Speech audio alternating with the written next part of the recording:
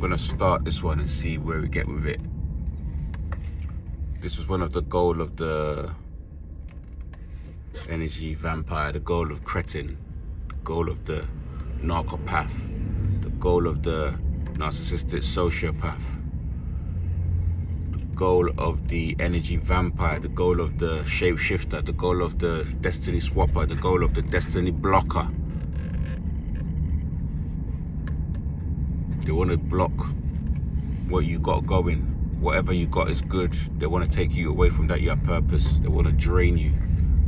Bloodsuckers, attention drainers, narcissistic neighbors, narcissistic landlords, succubus, succubi, selling sex, OnlyFans models, sleeping with virgin 100 males, virgins from universities, OnlyFans actors, females, making money from men draining themselves. I used to think that if you watched porn or whatever, you wouldn't be exchanging energy, but you are. In the spiritual realm, you don't have to be there in the physical. People could be draining you from a computer screen.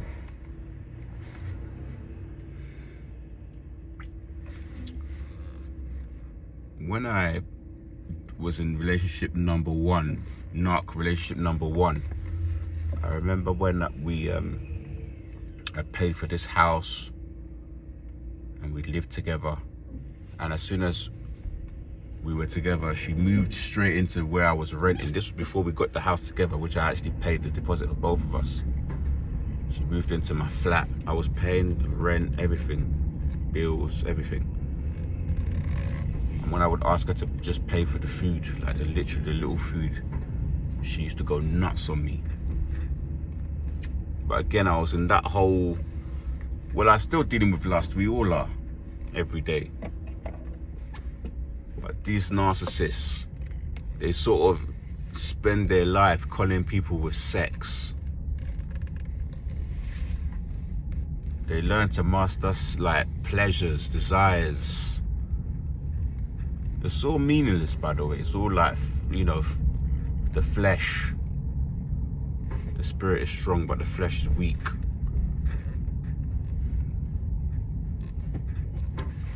Any kind of like hypersexual, intense sexual rendezvous. That's what they give it to you, like your desire. You end up doing it with them. They just do that just to trauma bond you. So when you're not with them, your body misses the release. Your body misses the sex, the hormones.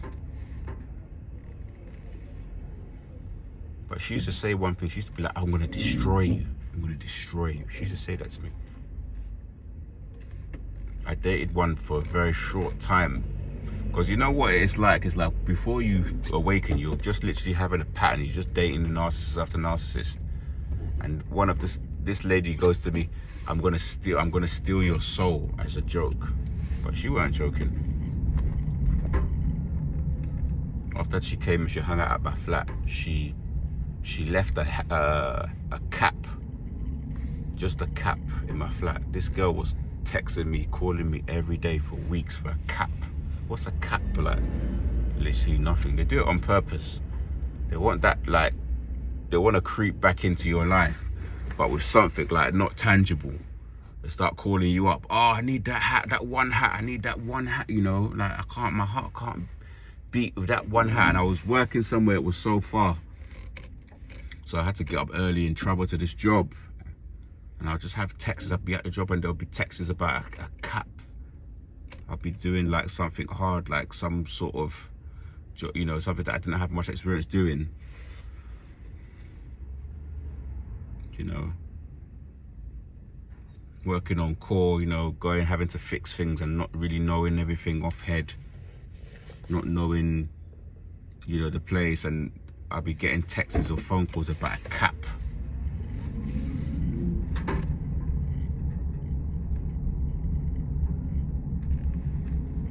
And she's the type of person that she would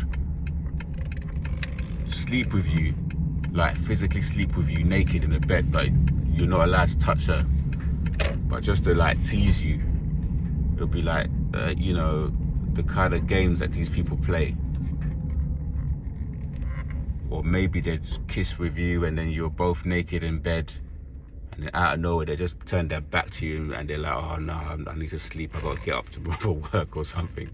Like get you all riled up. Then they're like, nah.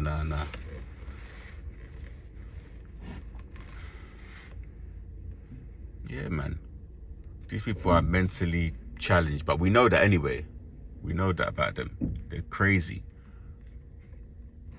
It's a mental illness. So you have to expect that from them.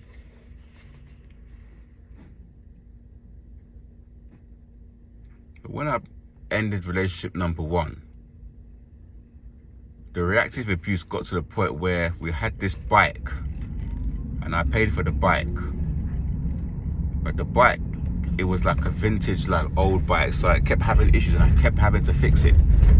It wasn't then, but I had like a job as a bike mechanic for a short period, so I kind of knew a bit. I kind of forgotten now, but I knew a little bit about bikes. So I would fix this girl's bike and the chain with this, and I would fix it. She would come back, oh, can you fix my bike? I gotta fix it. I kept fixing it, and then there was this lock, and she lost my lock, and then I had another lock, and she was taking that lock, and then one day she took my lock, so I was like, no, I need that lock. You can't.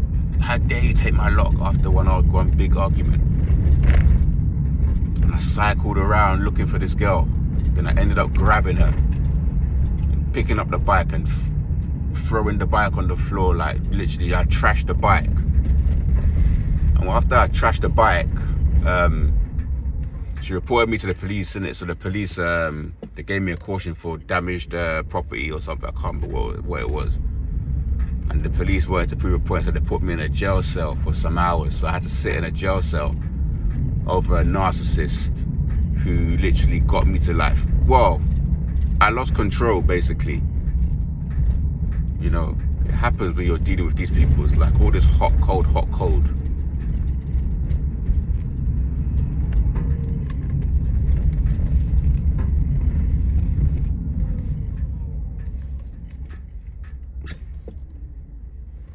They want you to react. You have to try your best not to react to them.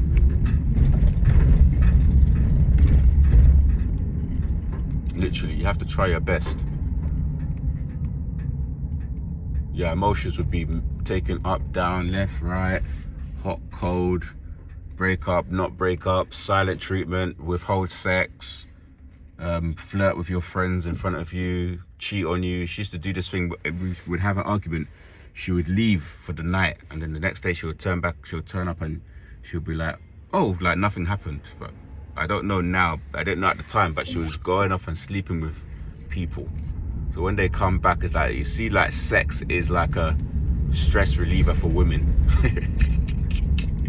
So you should go and let it off, let it out with sex. Yeah. They practice sex, man. They sleep around, man. That's what they do, man. They're little demons. Polysexuals. Pansexuals. Transsexuals. LGBT. All this stuff. There's narcissism connected to this spirit, Jezebel spirit.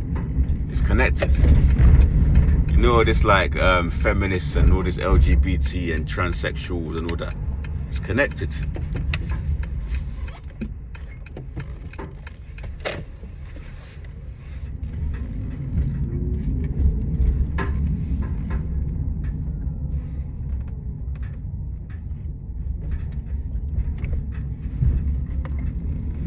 Men and women need each other.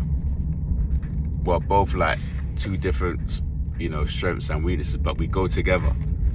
But there's narcissism in we don't need a man. There's narcissism in I can change my self-image or my body because of the way my energy is either more masculine dominant or more feminine dominant. I can change my body to match it. There's narcissism in that.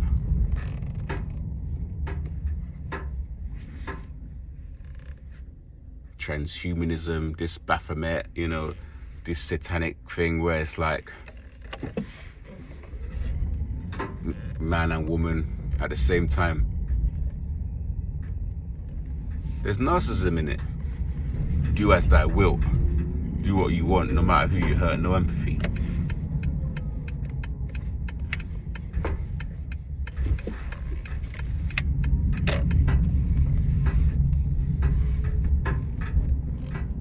But yeah, when all that happened, I had to rebuild myself. I still got into another 2 narcissistic relationships after that one. But I didn't have, that's the thing about the spiritual awakening. If you don't awake, you just repeat the same pattern. You just like go around the merry-go-round, the hamster wheel. That was the word I couldn't remember in another video, hamster wheel. I kept saying mouse wheel. Yeah, you just keep going around meeting these same people, the spirit. You meet that spirit in someone else. It's a spirit because these people do the same thing. The Jezebel spirit, the Lilith.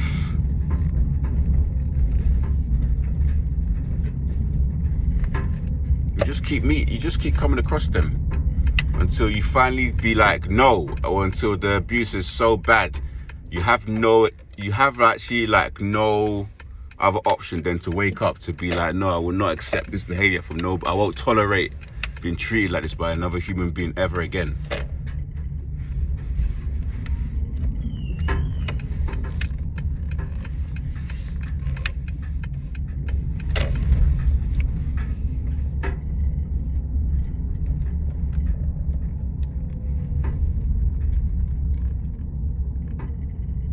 But they'll have you on your knees. Sometimes I think I was doing it actually when I ended up in narcissistic relationship number 3. I ended up sort of cheating on the lady, but it was like, the cheating is not real, by the way, because even though empaths cheat, our cheating is like, they don't validate us, they don't give us that like physical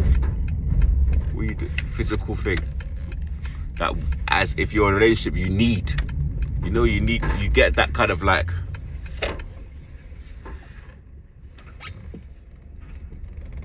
if your relationship, sex is a way that you connect with people. You kind of bond with the sex. So they withhold sex from you. So it's like, at start, when you're getting love bombed, you're having all of this sex, all this like really like wild sex, fake. It's no love, no passion. It's not actually real anyway. But then they pull it back. It does something to your mind, like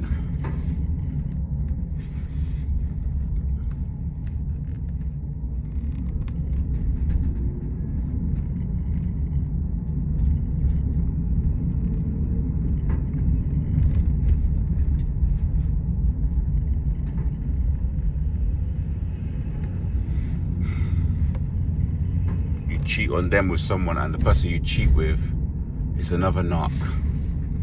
They give you an STD. They go and spread rumors about you. They say that you force yourself on them.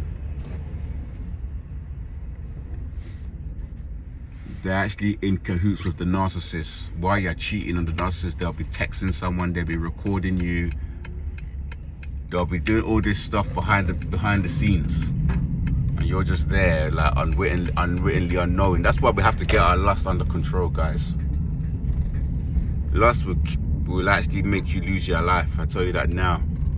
You end up in jail. You end up like beating someone up. You end up, you know, committing suicide. Look at these people. You end up like doing like the most heinous crimes because of lust. You end up in jail, like, you know, taking out illegal substances, illicit substances, sorry.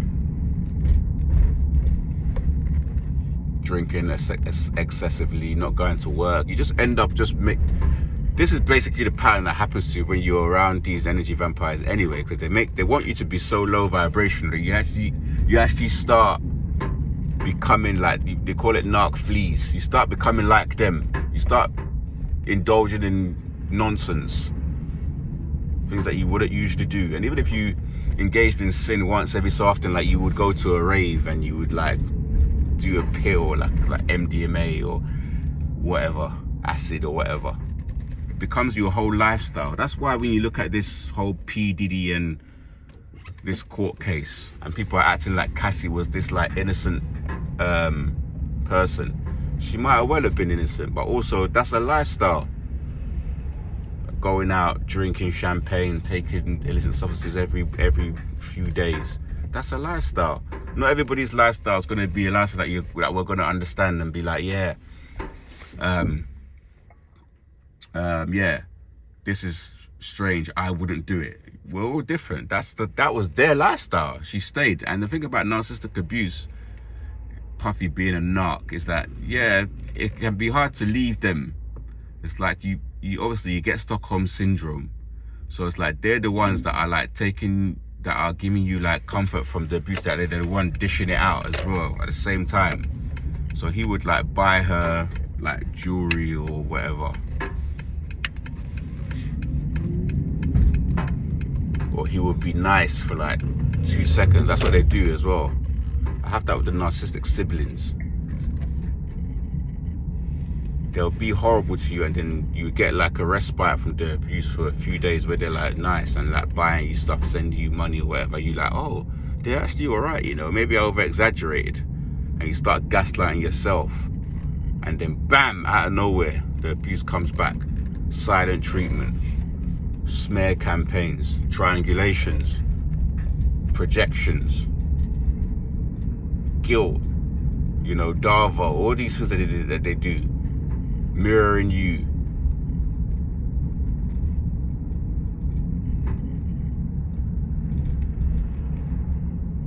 But the goal of them by doing all this stuff is literally to break your heart.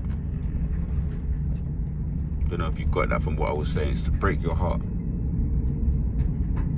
The heart center is so important for us, especially for empaths, but for all humans. That's where you manifest from.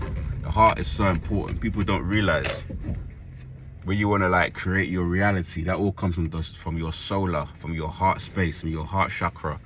And by breaking your heart, by making you not believe in goodness, by making you close down your love center, you can't attract positive situations. You can't attract positive people. You can't attract positive situations, scenarios. You can't attract even material abundance.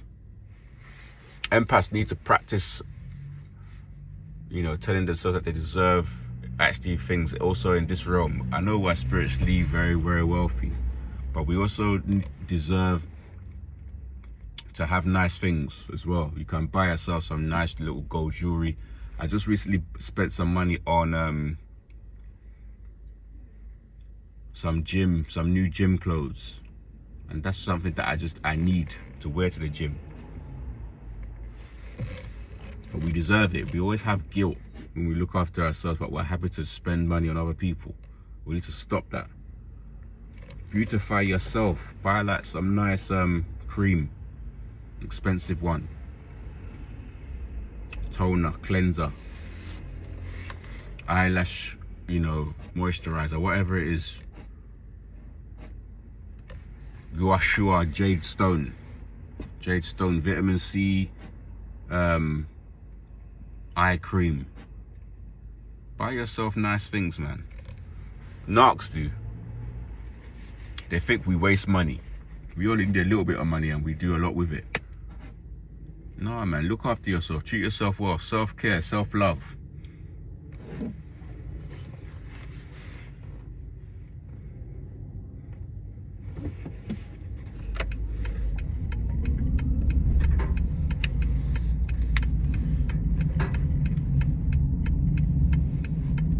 Just going past another site that my company do, which is like really like close to where I live.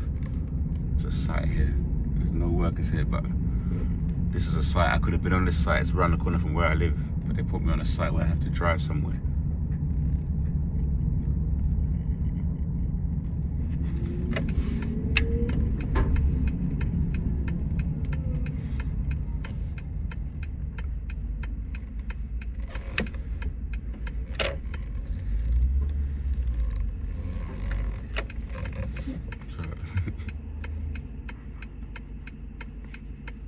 I can wait a little bit, it's alright.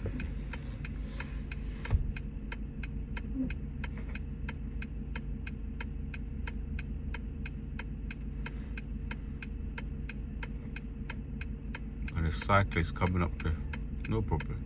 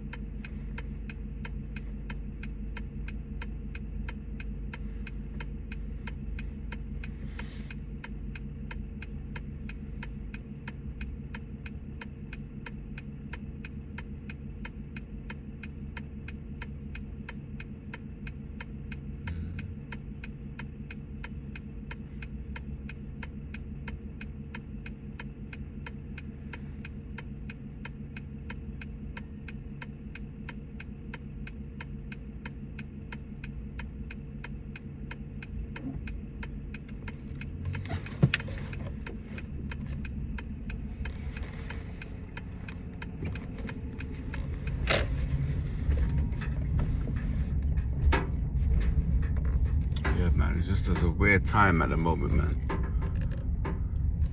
Anyway, let me stop the video now. It was a big bit of hold up there.